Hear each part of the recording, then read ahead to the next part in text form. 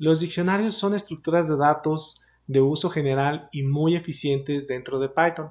Un diccionario hereda su nombre de los objetos tradicionales diccionarios, donde nosotros tenemos un conjunto de palabras o llaves y para cada una de ellas tenemos asociado un valor o descripción de la palabra. En este video introduciré a la creación y manejo de diccionarios, además de ejemplificar su uso, primero utilizando un contexto bastante sencillo donde nosotros almacenaremos valores asociados a una persona y posteriormente veremos un ejemplo relativamente más complejo donde contaremos la cantidad de palabras que existen dentro de un texto relativamente largo. Mi nombre es Octavio Gutiérrez y en este canal aprenderemos programación, inteligencia artificial y aprendizaje de máquina. Muchas gracias por acompañarme.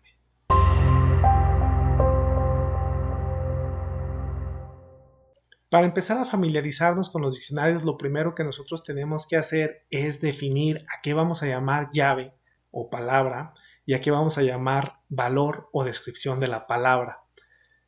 En nuestro caso, vamos a utilizar un ejemplo bastante sencillo, un dominio de una persona. Entonces, dentro de este dominio persona, nosotros nos interesa almacenar datos de la persona. Entonces, nuestras llaves corresponderán a los datos que nos interesen almacenar.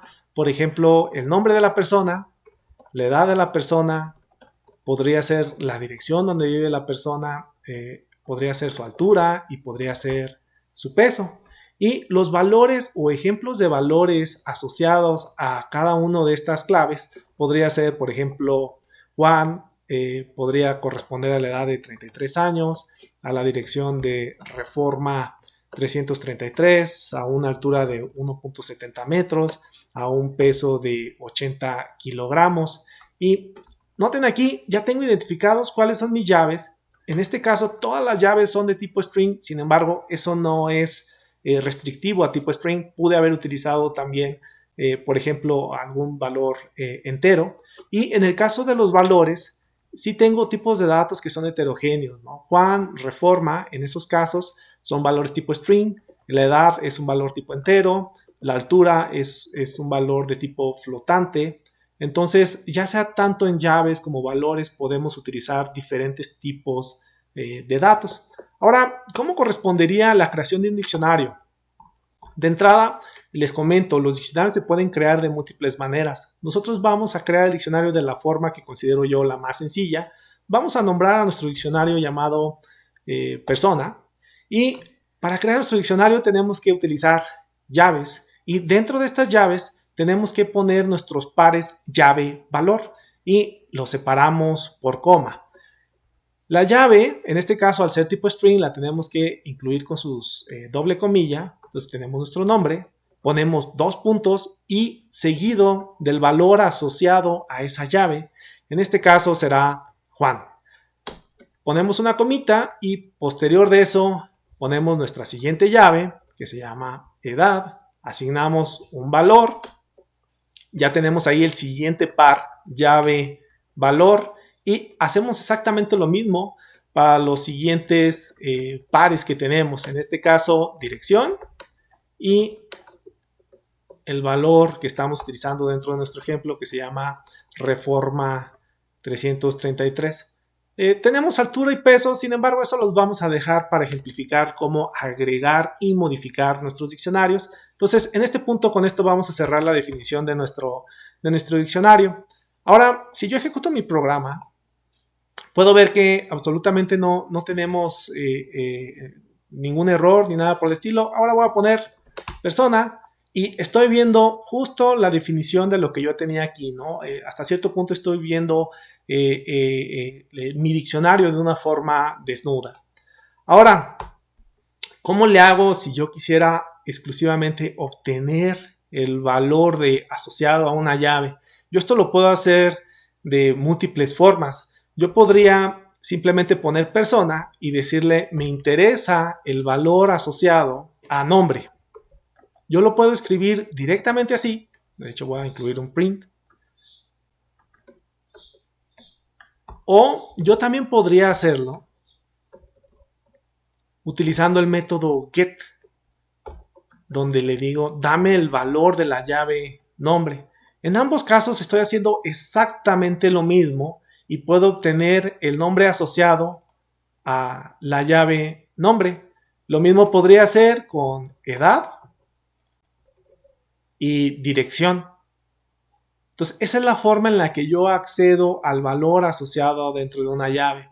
Yo también podría acceder exclusivamente a todas mis llaves, nombre, edad, dirección, o exclusivamente a todos mis valores, Juan 33, Reforma 333, o podría inclusive acceder a todos mis pares llave, valor.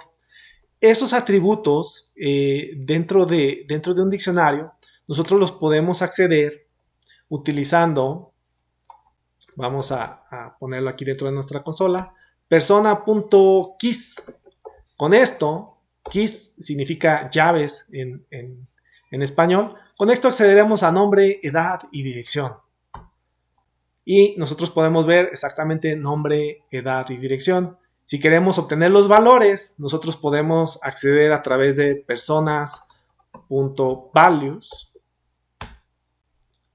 Perdón, es persona, no personas. Persona.values. Y como podemos ver, Juan, edad 33 y Reforma 333. Y si quisiéramos acceder a los pares llave valor, nosotros lo podemos hacer con persona.items. Y noten aquí cómo tenemos una lista de tuplas asociado a la llave y al valor correspondiente. Tanto el caso de values, items como keys, nosotros los podemos acceder de una forma programática, por decirlo de alguna manera, utilizando nuestro for, ¿no? Nosotros podríamos decir, dame todos los valores, entonces para cada uno de los valores que se encuentre dentro de personas.values, nosotros podríamos imprimir cada uno de estos valores. Y lo vamos a hacer. Entonces ejecutamos. Y noten aquí cómo tenemos Juan 33 y Reforma 333. Nosotros ahora podríamos tener el caso de que queremos acceder exclusivamente o iterar o imprimir todos los valores de las llaves. Entonces decimos para cada llave que se encuentre dentro de persona .keys nos podemos imprimir la llave. Ahí está. Ejecuto. Y ahora tenemos nombre, edad, dirección. Y podemos hacer exactamente lo mismo que teníamos con el items. Entonces, for, y aquí le vamos a poner elemento dentro de persona.items y imprimimos el valor de elemento. Noten que aquí el elemento es de tipo tupla, ¿no? Porque cada uno de nuestros pares llave valor es la forma en que se almacena dentro de nuestro diccionario.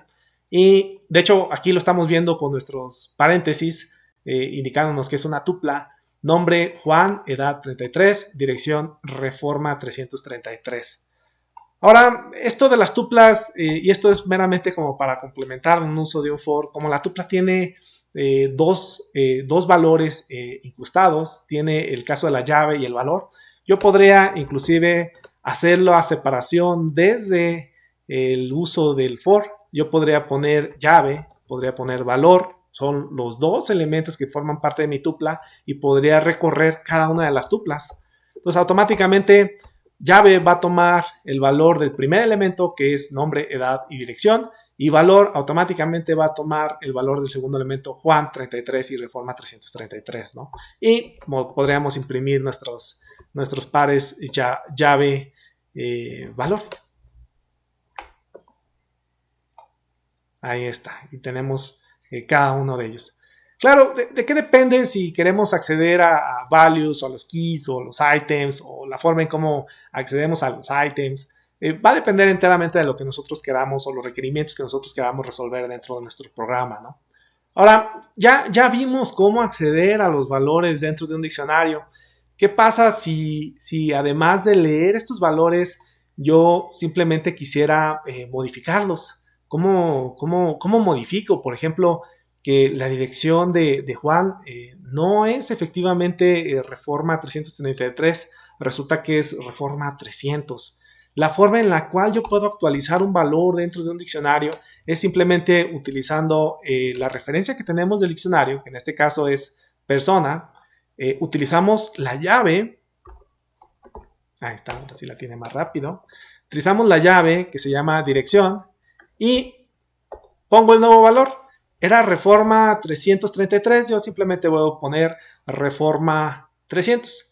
Ahora ejecuto nuevamente mi programa, veo o mando llamar a mi diccionario persona y ya puedo ver que se actualizó mi valor de dirección.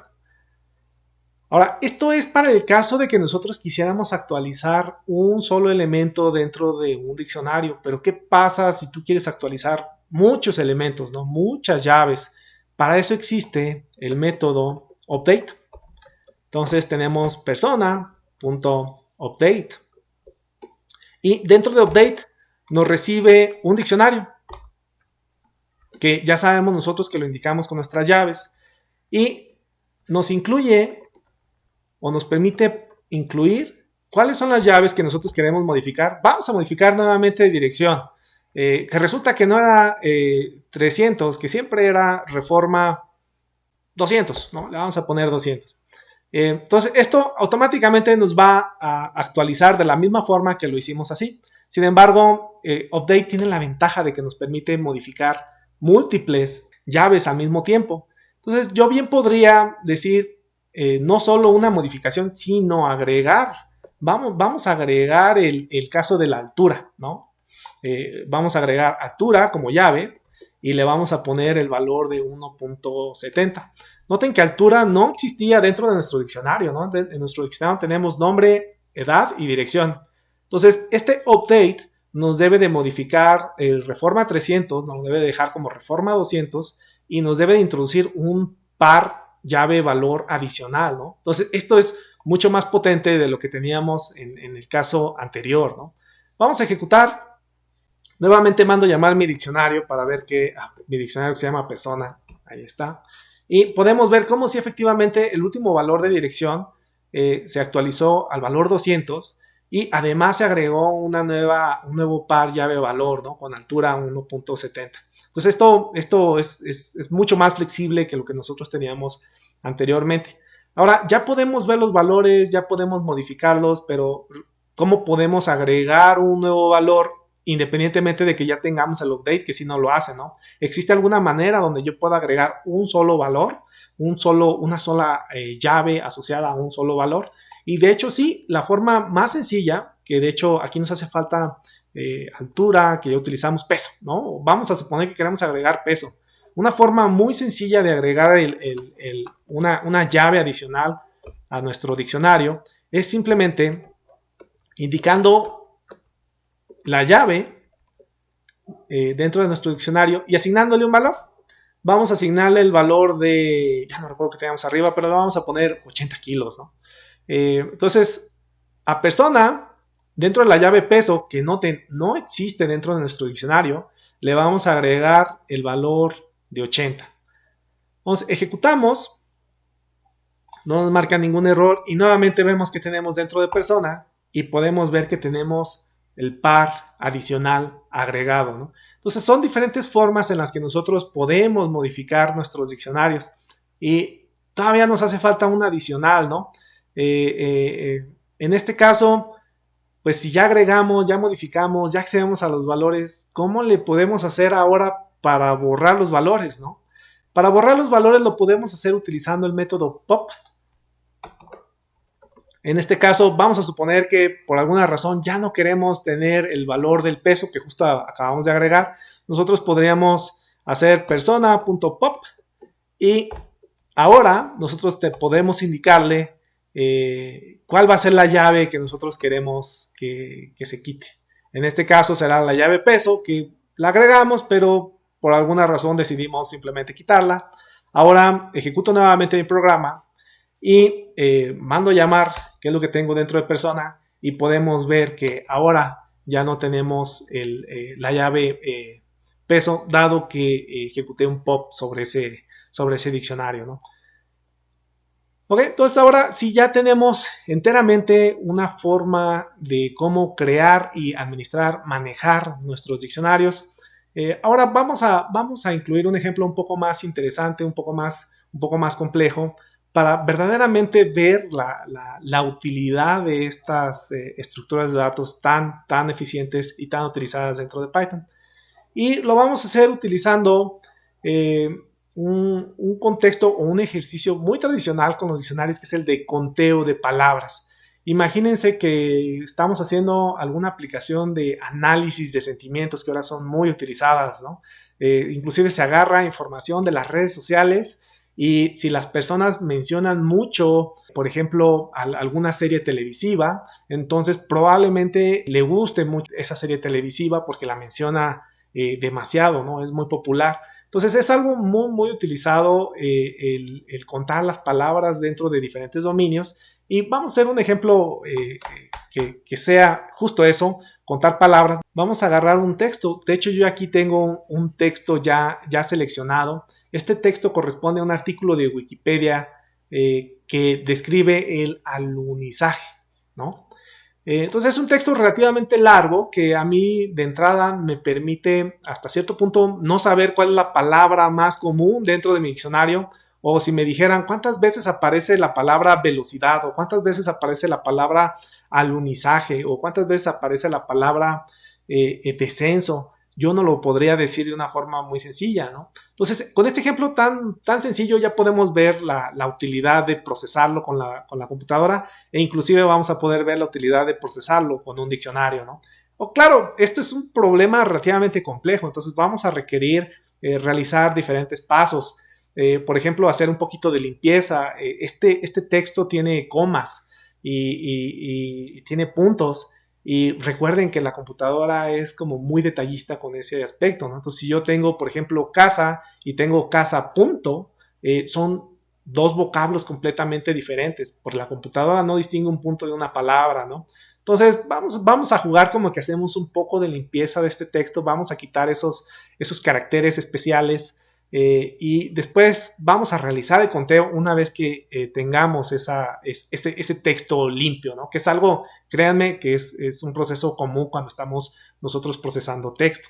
Entonces, yo ya tengo aquí mi texto preparado, lo copio, ahí está ya, y ya tengo un texto que nos va a permitir hacer algún tipo de procesamiento. Entonces, como les dije, vamos a quitar al menos las puntuaciones, ¿no? Puntos y comas. Y también tiene algunos paréntesis que si ponemos casa entre paréntesis es diferente a si tuviéramos casa, ¿no? También lo identifica como algo completamente diferente. Entonces, vamos a definir una tupla que se llame símbolos a quitar, ¿no? Para empezar a hacer un tipo de limpieza del texto. Entonces, tenemos nuestra tupla. Aquí voy a poner todos los símbolos que me interese quitar. Quedamos que me interesa quitar los paréntesis. Tengo que poner el izquierdo y el derecho. Me interesa quitar los puntos y me interesa quitar la coma. Y si yo quisiera quitar muchas más palabras, simplemente las agregaría aquí, ¿no? Ok, pues ahora, ¿cómo quito estas palabras de mi texto? Recuerden, por ahí tenemos ya, o hemos visto dentro de este canal, un video donde hacemos procesamiento de texto y hay un método muy utilizado que se llama replace, reemplazar. Entonces, yo podría hacer texto.replace para cada uno de los elementos que tenemos ahí.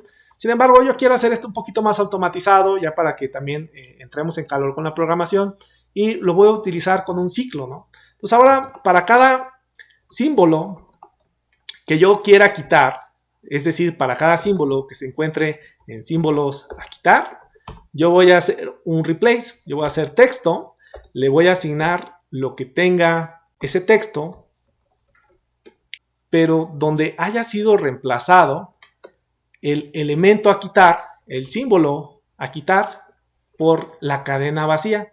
Entonces, la primera vez que esto se ejecute va a agarrar todas las comas y las va a reemplazar por cadena vacía. Va a desaparecer todas las comas. Después, la siguiente vez que se ejecute, va a agarrar todos los puntos. La siguiente vez que se ejecute, todos los paréntesis izquierdos. Y así lo mismo con los paréntesis derechos. Entonces, ejecuto. Ahora verifico qué tengo en texto. Vamos a ver.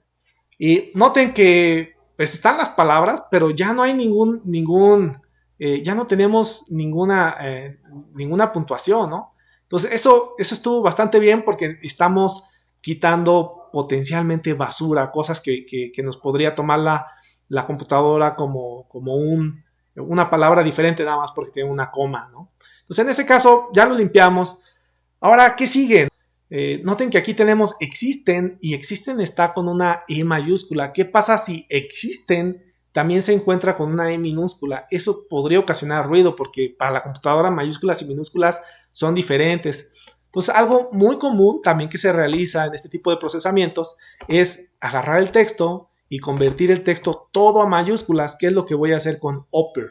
Entonces, de esa forma, yo voy a poder contar todas las palabras por igual, independientemente de si se encuentran en mayúscula o minúscula. Solo ejecuto nuevamente mi texto, veo que tiene exactamente lo mismo, pero a todo mayúscula. Entonces, ahora yo ya puedo distinguir entre segundos, mayúscula y minúscula, ya no me importa, yo ya sé que independientemente de cómo se encontraba, es exactamente la misma palabra, ¿no? Entonces estoy ayudando a mi computadora a que vaya procesando un poquito más.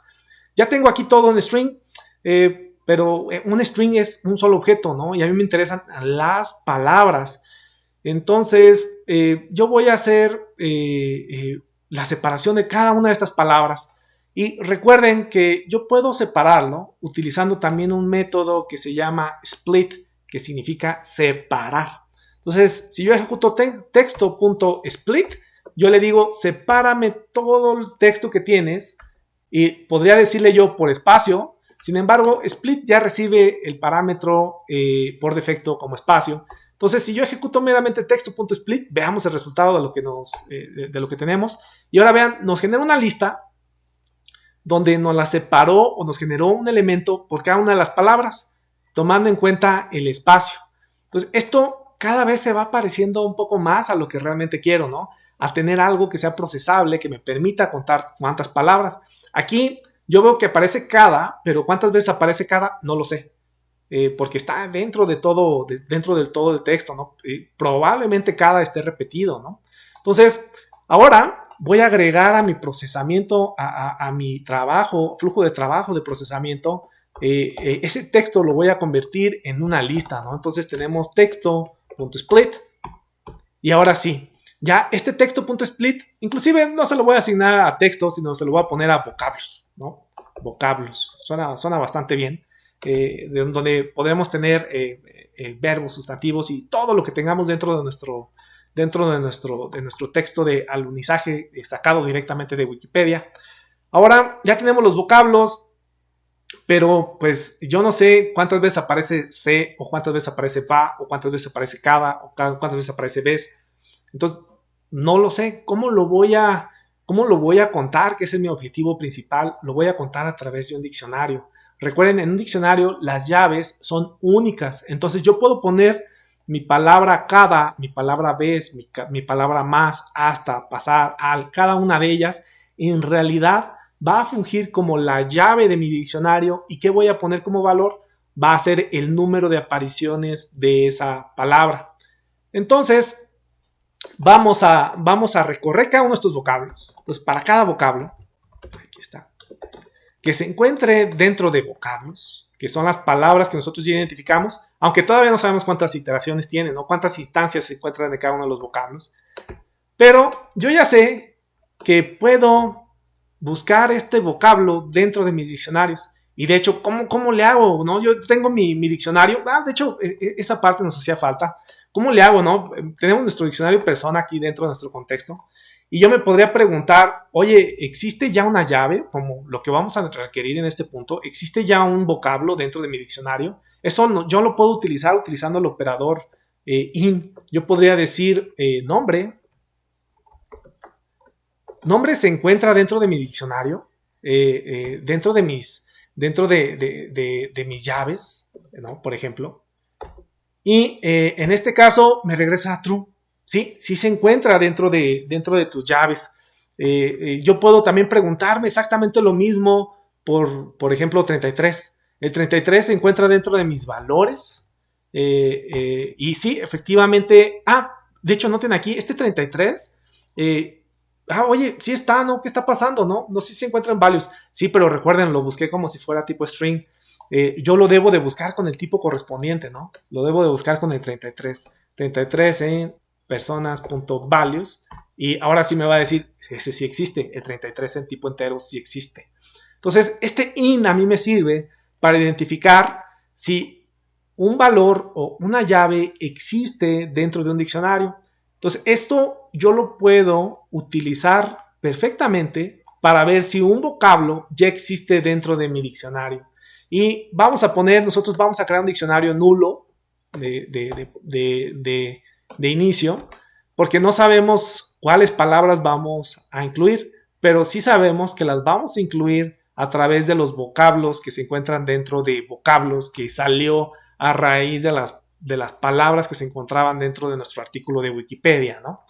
Entonces, yo aquí ya me pregunto si el vocablo existe dentro de las llaves, ¿no? Dentro de las llaves de mi diccionario, palabras.keys. Si esto existe, implica que ya en algún punto yo ya agregué esa palabra. Entonces, yo voy a modificar el valor asociado a esa palabra. Tenemos aquí nuestro diccionario, palabras. ¿Y qué valor voy a modificar? Voy a modificar el de la llave que esté asociado a vocablo. Ahí está. Y lo que voy a hacer es, el valor que yo ya tenga ahí almacenado, lo voy a incrementar. Déjenme mover un poquito más esto. Ahí está. Lo voy a incrementar el valor que yo ya tenga almacenado en 1. Y ahora, ¿qué pasa si vocablo no existe? Si vocablo no existe, entonces yo no he agregado esa palabra a mi diccionario. Entonces yo tengo que poner palabras. Y recuerdan cómo crear una llave. Las llaves nosotros las creamos utilizando el nombre de la llave nueva que nosotros queremos agregar, que en este caso es vocablo, porque no existe. Aquí justo lo estamos garantizando. Y como no existe, pero ya lo estoy encontrando, entonces al menos le voy a encontrar el valor de 1. Ahora, vamos a ejecutar esto y ahorita regresamos a explicar un poquito con más de detalle qué es lo que está pasando. Lo ejecutamos y rápidamente vemos que tenemos en nuestro diccionario palabras. Y noten, ahora ya tenemos primero nuestros valores que corresponden a cada una de las palabras que teníamos dentro del texto con el que estamos trabajando, y los valores son el número de apariciones de esa palabra. Noten aquí, si nuestro programa está correcto, caso aparece 2 veces, combustible aparece una vez, disponibilidad aparece una vez. Entonces, en este caso, nuestro diccionario consta de pares ordenados, palabra, número de veces que aparece esa palabra dentro del texto. Ahora, vamos viendo un poquito más con detalle explicando qué está pasando aquí, ¿no?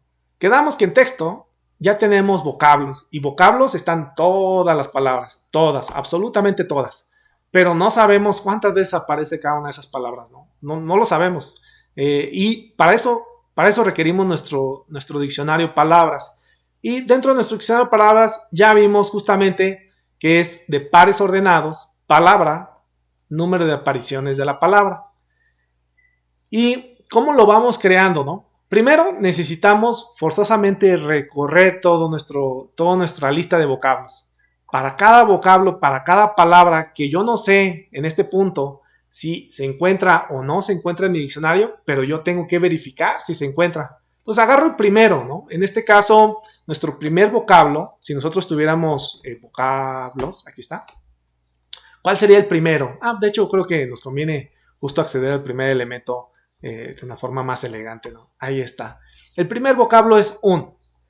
Llega por acá, un existe dentro de las llaves que ya están dadas de alta dentro de palabras. En este caso, no existe, ¿no? Porque justo estamos diciendo, es la primera vez, recuerden. La primera vez no existe porque lo creamos nulo, ¿no? Entonces, en este caso, no va a existir, no está dentro de las llaves. Las llaves es un conjunto vacío, automáticamente nos da falso. Y lo que acabamos haciendo es que dentro de palabras, para el vocablo un, creamos una nueva llave y esa llave toma el valor de 1. ¿Yo por qué le puse 1? Porque sé que es la primera vez que aparece y al menos aparece una vez, ¿no? Y ahora para la siguiente palabra, que esa es la siguiente iteración del for, tenemos alunizaje. Entonces, alunizaje existe dentro de mi diccionario, en este punto no, porque es la segunda iteración. Entonces, no existe, entonces nuevamente agrega alunizaje a nuestro diccionario y le pone el valor de 1. Hacemos exactamente lo mismo para vocablos 2, del. Del existe, no existe todavía, se ejecuta nuevamente este. Y ahora vamos a suponer que vocablos en el índice 3 es alunizaje. Alunizaje, ¿existen las llaves? Sí, efectivamente, ya fue una palabra que nosotros metimos a nuestro diccionario. Entonces, como ya existe, yo pongo palabras en la llave alunizaje, voy a asignar lo que tengo en palabras alunizaje, que esto es equivalente a 1, ¿no? Porque fue el valor que yo le puse anteriormente. Entonces es 1 más 1, 2. Y ahora ya tengo el número de apariciones hasta ese momento de todos los vocablos que he analizado y automáticamente me contaría el alunizaje como 2. Entonces esa es una gran ventaja que tenemos nosotros aquí con nuestro diccionario, que utilizando operadores tan sencillos como el in, vamos realizando un conteo de las palabras. Si no tuviéramos un diccionario, hacer este tipo de procesamiento sería posible, pero sería algorítmicamente más complejo, ¿no? En realidad, y probablemente menos eficiente, dado que estamos sacando ventaja de las búsquedas rápidas que realizan los diccionarios, que funcionan a través de funciones hash. Eso es un término un poco muy rebuscado. Tal vez más adelante en algún punto genere un video de funciones hash para que vean ustedes cómo funcionan. Sin embargo, en este punto nos estamos enfocando en aspectos introductorios a la programación y no nos vamos a meter en ese detalle, ¿no? Entonces, ya que entendimos muy bien cómo funciona nuestro diccionario en conjunto con el for, ya estamos conscientes de que sí, efectivamente nos realizó este conteo, ¿no? Y que lo que yo tengo dentro de mi diccionario, palabras, sí, efectivamente me representa la cantidad de apariciones de cada una de las palabras, ¿no? Noten, muchas de ellas aparecen una sola vez y alguien se podría preguntar, oye, ¿qué pasa si pues yo quisiera saber cuál es la palabra que aparece más, ¿no? Es una pregunta que probablemente a muchos nos aparezca. Y aquí podría, mira, inclinación aparece 4 veces, pero es la que más aparece. Metros aparece 8 veces. Y nosotros estamos buscándolo aquí de una forma manual. ¿Lo podríamos hacer vía programación? Sí, efectivamente lo podemos hacer vía programación. Lo podemos hacer de múltiples maneras. Y una de esas maneras es ordenando los elementos que tenemos en un diccionario. Sin embargo, aquí hay que tener un poco de cuidado porque nosotros no podemos explícitamente ordenar un diccionario. Un diccionario tiene un orden que ya es predefinido y nosotros no podemos hacer exactamente lo mismo que hacíamos con las listas, ¿no? Con un sort que significaba ordenar. Sin embargo, pues sí podemos convertir un diccionario a una lista y como sí lo podemos convertir, lo podemos hacer y las listas sí las podemos ordenar, ¿no? Ya inclusive en algunos videos que hemos visto, ya hemos ordenado estas listas. Entonces, ¿cómo le hago para convertir yo un diccionario a una lista? Yo lo hago a través de la función list, lista. Así como convertíamos con esa función de un conjunto o de una tupla a una lista, exactamente podemos hacer lo mismo con un diccionario. Para convertir mi diccionario a una lista, entonces voy a agarrar mi diccionario y lo voy a meter dentro de una función llamada list, que es la que estamos nosotros utilizando para convertir a listas. Vamos a meter ahí nuestras palabras y lo vamos a meter dentro de una variable llamada lista. Ahora, ¿qué es lo que voy a meter yo dentro de las listas?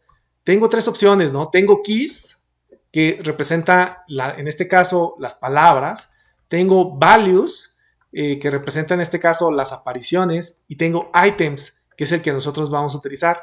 Recuerden, items nos va a regresar las tuplas. En este caso, si tuvo 1, 108, 1, 175, 1, manera 1, nos regresa las tuplas. ¿Por qué estamos utilizando items y no valores? Porque si utilizamos meramente valores, pues vamos a obtener nada más un valor numérico. Pero ¿de qué me sirve a mí saber que un valor es 8? ¿A qué palabra corresponde? No sabría decirlo, ¿no? Si utilizáramos keys, pues estaría yo agarrando la palabra, pero cuántas veces aparece esa palabra tampoco lo sabría yo decir. Entonces, en este caso, tenemos que agarrar el items que nos tiene toda la información, ¿no? Nos tiene la palabra y cuántas veces aparece esa palabra. Ahora, esto ya en una lista ya lo puedo yo ordenar, ¿no? Pero, ¿qué pasa si yo lo ordeno? De hecho, vamos viendo, ¿no? Lista.sort, aquí está ya ordenado. Lo ejecuto, verifico que tengo en lista. Recuerden, aquí está ordenado. Y en lista ya tengo todas mis tuplas ordenadas, pero miren, me lo está ordenando de una forma alfabética. Esto podría ser útil en algunos contextos, ¿no? Alcanzada aparece 1, alcanzar aparece 2, alta aparece 1, altitud aparece 3. Sin embargo, pues lo que disparó esta programación es que yo quería saber cuáles eran las palabras que se repetían más. Entonces, ¿cómo le hago yo para que ahora en lugar de utilizar por defecto el primer elemento de la tupla, me utilice el segundo elemento?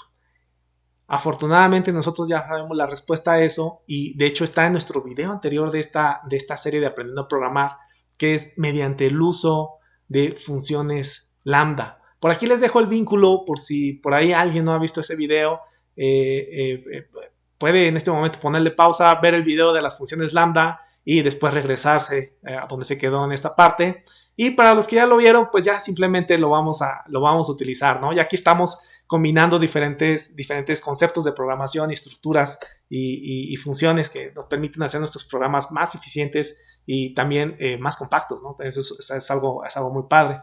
Entonces recuerden que nuestra función sort de la lista tiene un parámetro que se llama key, a la cual yo puedo generar una función lambda o anónima, donde yo le puedo decir, ¿sabes qué? A cada uno de las palabras que se encuentren dentro de lista de palabras, no las ordenes por defecto como por el primer elemento, sino ordénalos por el segundo elemento. Y el segundo elemento es el que se encuentra en el índice 1. Entonces, cada vez que agarres una palabra, regresa la palabra de la tupla que se encuentra en el segundo elemento, índice 1, que va a corresponder a la instancia. Entonces, esto igual va a ordenar las tuplas, pero ya no va a ser por defecto por la palabra, ¿no? Que es el orden alfabético, sino por el número de apariciones que tenemos. Ahora, vamos a ejecutar esto. Ahí está. Y tenemos lista. Y ahora, noten qué bonito. Ya no está ordenado alfabéticamente, obviamente, porque nosotros lo ordenamos por el número de iteraciones. Y pues aquí primero podemos ver cuáles son los elementos que aparecen una vez, después cuáles son los elementos que aparecen 2 veces y 3 veces y 4 o 5 veces, 8 veces, hasta llegar a los que más aparecen. Y resulta que las que más aparecen son estos términos que sí son bastante comunes, ¿no? Del, a, el, la, pues son los artículos. Y esta podría ser la palabra que nosotros considerábamos un poco más significativa. Estamos hablando de alunizaje, entonces no es ninguna sorpresa que descenso aparezca 12 veces. Y pues con eso vamos a finiquitar esta sesión. Noten que aquí ya se está poniendo bastante interesante, ¿no? Porque estamos viendo estructuras que sí son efectivamente muy utilizadas, que sí son muy eficientes. Estamos también nosotros ya planteando un pensamiento algorítmico un poquito más complejo, donde resolvemos también problemas mucho más interesantes, combinando procesamiento de texto, combinando uso de ciclos, combinando uso de diccionarios, de listas, de funciones lambda. Realmente esto es algo bastante complejo. Entonces, con eso terminamos y les agradezco que me hayan acompañado. Hasta el próximo video.